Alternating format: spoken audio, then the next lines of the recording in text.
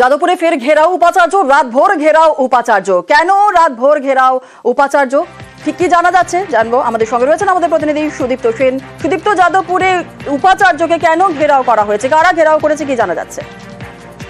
দেখো, বহু স্বাক্ষর দিয়ে অবশেষে যাদবপুর বিশ্ববিদ্যালয় একটি স্থায়ী উপাচার্য পেয়েছে, যার নাম ভাস্কর গুপ্ত, এবং তাকেই কিন্তু কয়েক সপ্তাহ আগেই প্রথম বর্ষের ছাত্ররা তারা ঘেরাও করেছিলেন তাদের হোস্টেলের দাবি নিয়ে। একাধিক দাবি ছিল, এবং পরবর্তী ক্ষেত্রে আবারও গতকাল একেবারে বেলা 12টা থেকেই কিন্তু আজকে পর্যন্ত এখনো পর্যন্ত ঘেরাও অবস্থাতে রয়েছেন ভাস্কর গুপ্ত।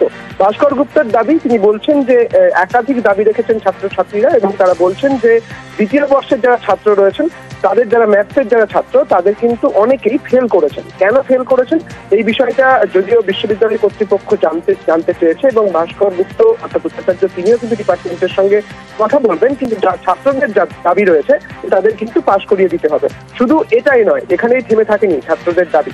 ছাত্রদের দাবি হচ্ছে যে মার্কশিট তাদের রয়েছে সেই মার্কশিটে কিন্তু বিভিন্ন গরমিল রেখে তারা স্কলারশিপের জন্য অ্যাপ্লাই করেছিলেন, এবং এই অ্যাপ্লাইয়ের ব্যাপারটা এর আগেও তারা করেছিলেন, কিন্তু তখন কোনো রকম কোনো বাধা ছাড়াই এই স্কলারশিপ তারা পেয়েছিলেন। কিন্তু এবারের ক্ষেত্রে ফিল্টার হয়েছে এবং তারা স্কলারশিপ পাননি। এক্ষেত্রে এই দাবি তুলেছেন ছাত্রছাত্রীরা যে তাদের কিন্তু এই স্কলারশিপ দিতে হবে। এই দাবি তুলেই অনৈতিকভাবে তাকে গ্রেফতার করে রাখা হয়েছে এমন দাবি করছেন উপাচার্য। ধন্যবাদ। এখন মূল দাবি হচ্ছে এদের যে এ ধরনের নাকি তারা আগেও করেছে, এইটাই করতে দিতে হবে। ইউনিভার্সিটি তাদের কোনো মার্কশিট ভেরিফাই করতে পারবে না, অথবা যদি তারা করে তারপর রাত্রেশ্বরে এরকম হয়েছে তাহলে কোনো না কোনো প্রকারে তাদের সবাইকে পাশ করিয়ে দিতে হবে। আপনি কি ভাবছেন এই অবস্থায়, মানে আপনি একদম রাত থেকে কালকে আছেন? আরও থাকবো দরকার পড়লে। আমি তো কোনো অনৈতিক দাবির কাছে কোনো মাথা নোয়াবো না, তাহলে তো আমিও যাদবপুরের বিপক্ষে চলে যাই, সেটা তো আমি যেতে পারবো না। এদের যতদূরই চেষ্টা থাক যাদবপুরের বদনাম করার, আমি সেটা হাঁটতে দিতে পারি না। ভোটার লিস্টে ভুতুড়ের নামের খবর আমরা কিছুদিন আগে দেখিয়েছিলাম। এবার ভোটার লিস্টে ভুতুড়ের নামের পর ভোটারের নাম বাতিল হয়ে গেল। ফের ভোটার তালিকা নিয়েই বিতর্ক। চম্পাহাটিতে ফের ভোটার তালিকা বিতর্ক। ভুতুড়ে ভোটারের পর বৈধ ভোটারের নাম বাদ। জানবো, আমাদের সঙ্গে রয়েছেন আমাদের প্রতিনিধি অর্পণ। সরাসরি চলে যাব অর্পণের কাছে। অর্পণ, আমরা কিছুদিন আগে আমরা দেখিয়েছিলাম যে ভোটার লিস্টে ভুতুড়ের নাম, আর সেই ভুতুড়ের নামের পর এবার ভোটারের নাম বাতিল হয়ে গেল। কিভাবে, কি জানা যাচ্ছে? একদমই, দেখো, স্কুটিনি করতে গিয়ে একের পর এক যে ভোটার তালিকা নিয়ে যে সংশয় সেগুলো কিন্তু আরো প্রকাশ পাচ্ছে। একদিকে যেমন মালদা, মুর্শিদাবাদ এবং দার্জিলিং এর ভোটাররা তারা এখানে নাম লিখিয়েছেন এবং এখানে নাম তাদের নথিভুক্ত হয়েছে, একের পর এক নাম বিভিন্ন বুথে তাদের নাম এন্ট্রি হয়েছে। তেমন যারা বুথে স্থায়ী বাসিন্দা, যারা দীর্ঘদিন ধরে ভোট দিয়ে আসছেন, 40 বছর, কেউ 50 বছর, বিশেষ করে বৃদ্ধা যারা রয়েছেন, তাদের নাম একের পর এক কেটে গেছে। এই যে নতুন তালিকা, সেই তালিকায় দেখা যাচ্ছে যে একাধিক ব্যক্তি যারা গতবারের লোকসভা নির্বাচনে যারা ভোট দিয়েছেন তাদের নাম নেই। অনেকের পঞ্চায়েতে যা ভোট দিতে গিয়ে তারা জানেন যে তার নাম কেটে গেছে। এটা কিভাবে, এটা নিয়েই তারা প্রশ্ন করছেন। তারা জানাচ্ছেন সদস্যদেরকে আমরা বিষয়টি জানিয়েছি, কিন্তু কোনো রকম সদুত্তর আসেনি। আর সেই কারণেই যারা ভোটার তারা চাইছেন যে আগামী যে বিধানসভা নির্বাচন রয়েছে সেই বিধানসভা নির্বাচনে তারা যেন ভোট দিতে পারেন। কিভাবে আসছে বিভিন্ন জেলার বাসিন্দাদের নাম সেটা তারা জানেন না, কিন্তু তারা সেখানে রয়েছেন, তারা কোনো ফর্ম ফিল আপ করে না। তুমি জানবে অবশ্যই যে ভোটার লিস্টে নাম তুলতে গেলে যেমন 6 নম্বর ফর্ম, ভোটার লিস্টের নাম কাটতে গেলে 7 নম্বর ফর্ম। তাহলে এই ফর্মগুলো তাহলে কাটছে কারা, এটাই তারা প্রশ্ন করছেন। এবং এর পিছনে যারাই থাকুক, তারা সাধারণ ভোটার, তারা যেন ভোট দিতে পারে সেই ব্যবস্থা করুক রাজ্য সরকার, এমনটাই তারা চাইছেন এবং সদস্যদের কাছে সেই মর্মে তারা আবেদনও জানিয়েছেন। বেশ, ধন্যবাদ অর্পণ। 2 বছর কার্ডের নাম নেই, বাড়িতে দিয়ে যায় কার্ডের লিস্টগুলো। ভোট দিতে গেছিলেন? ভোট নেই, কার্ডের নাম ওঠেনি, কি দিয়ে গিয়েছিলাম, ফিরে চলে এসেছি।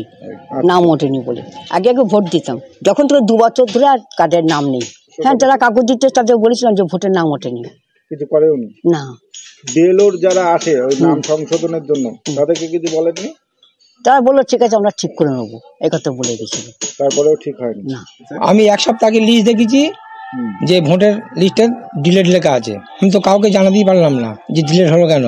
সদস্যদের বললাম, সদস্য বলে হয়ে গেলে কি করবো। পেপারের পরে সব জায়গায় দেখতে পাচ্ছি যে ভুয়ো নাম ঢুকে গেছে। বাপ ঠাকুরদার আমল থেকে হচ্ছে গিয়ে বসবাস করতেছি, এখন দেখতে পাচ্ছি ভোটার লিস্ট থেকে আমার নামটা কাটা গিয়েছে। সব ভোট দিয়ে আসছি, আমি কোনো ভোট মিস করিনি। এখন আমি চাইছি যে আমার ভোটার লিস্টে যেন নামটা হয়ে যায়, যাতে এদের নামগুলো পুনরায় আবার তুলে দেয়া যায় এবং তারা যাতে সামনে বিধানসভা ভোটে সুস্থভাবে ভোট দিতে পারে, সেই চেষ্টা আমাদের প্রশাসনের তরফ থেকে বা পঞ্চায়েত সমিতির তরফ থেকে করব। আমরা পরবর্তী সময়ে তদন্ত করে দেখব যে অন্যান্য জিপিতে এগুলো হয়েছে কি হয়নি। আমরাও বুঝতে পারছি না অফিসের তরফ থেকে, তবে আমরা চেষ্টা করব যে যাতে আর এর পুনরাবৃত্তি না হয়।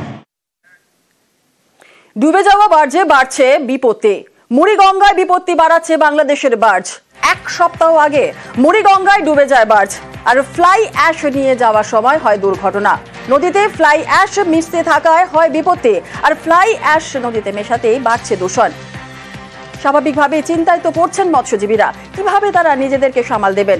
আমাদের সঙ্গে রয়েছেন আমাদের প্রতিনিধি বিশ্বজিতের সঙ্গে আরো বিস্তারিত জানার চেষ্টা করব। বিশ্বজিৎ, যেভাবে দূষণ বাড়ছে, আর তাহলে কিভাবে মৎস্যজীবীরা নিজেদের সামাল দেবেন, কি বলছেন মৎস্যজীবীরা?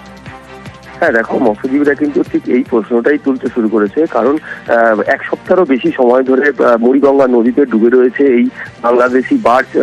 ফ্লাই অ্যাশ নিয়ে যাওয়ার পথে মুড়িগঙ্গা নদীর চরে ধাক্কা মারে এবং তারপর বাংলাদেশি যে বার্জ সি ওয়ার্ল্ড, সেইটা কিন্তু একদম মাঝ বরাবর কিন্তু ভেঙে ওই অবস্থায় কিন্তু পড়ে রয়েছে। এবং মৎস্যজীবীরা যেটা মনে করছেন, যত সময় করাচ্ছে তাতে কিন্তু যে ফ্লাই অ্যাশ ওই বার্জের মধ্যে রয়েছে সেগুলো কিন্তু ধীরে ধীরে নদীর যে জলের সঙ্গে কিন্তু মিশতে শুরু করেছে, এবং যার ফলে তাদের যে জীবন জীবিকা, তাদের যে মাছ ধরে যে জীবন জীবিকা চলে, সেই ক্ষেত্রে কিন্তু তাদের উপরে কিন্তু একটা প্রভাব পড়তে শুরু করেছে। যেটা জানা যাচ্ছে যে কাকদ্বীপ, ঘোড়ামারা, সাগর, কুলপি, ডায়মন্ড হারবার, হলদিয়া, খেজুরি, নন্দীগ্রামে প্রায় 12,000 প্রান্তিক মৎস্যজীবী কিন্তু এই নদীর উপরে কিন্তু নির্ভরশীল। এবং সেই কারণে যেটা দেখা যাচ্ছে যে ওয়েস্ট বেঙ্গল ইউনাইটেড ফোরাম অ্যাসোসিয়েশনের পক্ষ থেকে কিন্তু একটা অভিযোগ দায়ের করা হয়েছে জেলা শাসক থেকে শুরু করে মৎস্য দপ্তরের কাছে, যে তড়িঘড়ি এই বাসটিকে অন্যত্র সরিয়ে নিয়ে যাওয়ার জন্য। বেশ, ধন্যবাদ।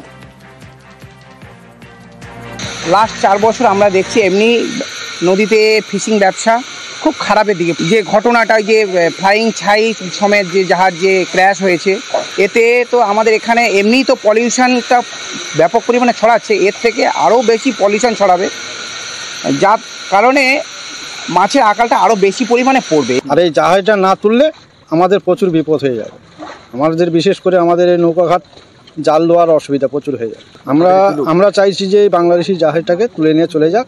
তুলে নিয়ে চলে গেলে আমাদের সুবিধা হবে, কারণ আমরা আমাদের জীবিকাও পালন করতে পারবো, জাল ফেলতেও পারবো। 5 জন লোকও এখানে, 5টা জেলে বাড়ি, তারাও জাল ধরবে।